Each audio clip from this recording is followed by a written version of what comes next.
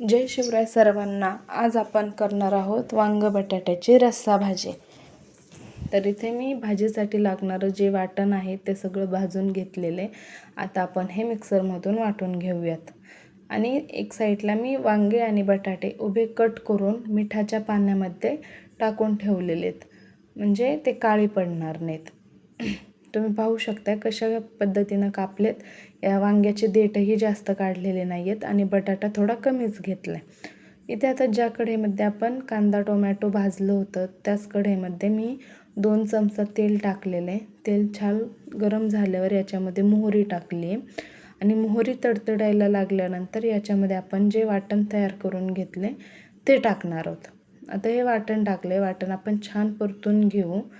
त्याच्यामधलं पाणी संपवून तेल सुटायला लागलं की तोपर्यंत आपण त्याला परतणार आहोत. इथे तुम्ही पाहू शकताय त्यातलं पाणी सुकलंय आणि छान वाटणाचा रंगही बदललेला आहे. आता आपण आपले जे बेसिक मसाले आहेत ते टाकू याच्यामध्ये. इथे मी टाकले हळद, 2 चमचे कांदा मसाला आणि 1 चमचा लाल मिरची पावडर.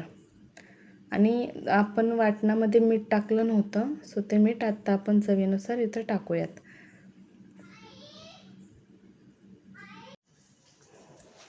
आता हे टाकलेलं कांदा मसाला मिरची पावडर जे काही आहे ते आपल्याला आपल्या वाटणामध्ये छान परतून घ्यायचं आहे. इथे आपलं वाटण जरा सुक्कं होत चाललं आहे, तर याच्यामध्ये आपण थोडंसं गरम पाणी टाकूयात. थोडं टाकायचं आहे जेणेकरून आपण आपल्या वाटणाला अजून छान भाजून घेऊ शकू.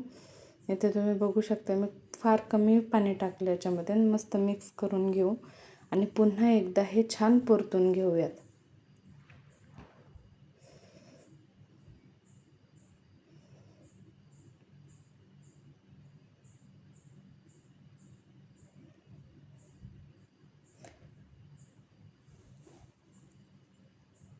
आता तुम्ही पाहू शकताय आपले मसाले वाटण छान परतून झालेले आहे.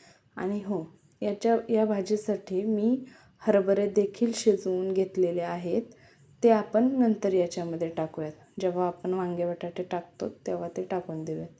इथे मी ते वांगे आणि बटाटे वाटण परतून झाल्यावर याच्यामध्ये टाकते आहे. हे सगळे वांगे बटाटे टाकून घेतल्यानंतर मी ते हरभरे देखील टाकणार आहे.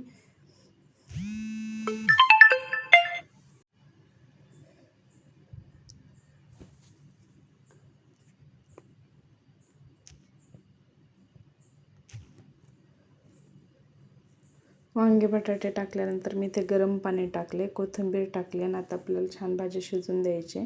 तुम्ही पाहू शकता आपली भाजी उत्तम शिजली आहे. 10 ते 15 मिनटात भाजी शिजून तयार होते. थँक्यू.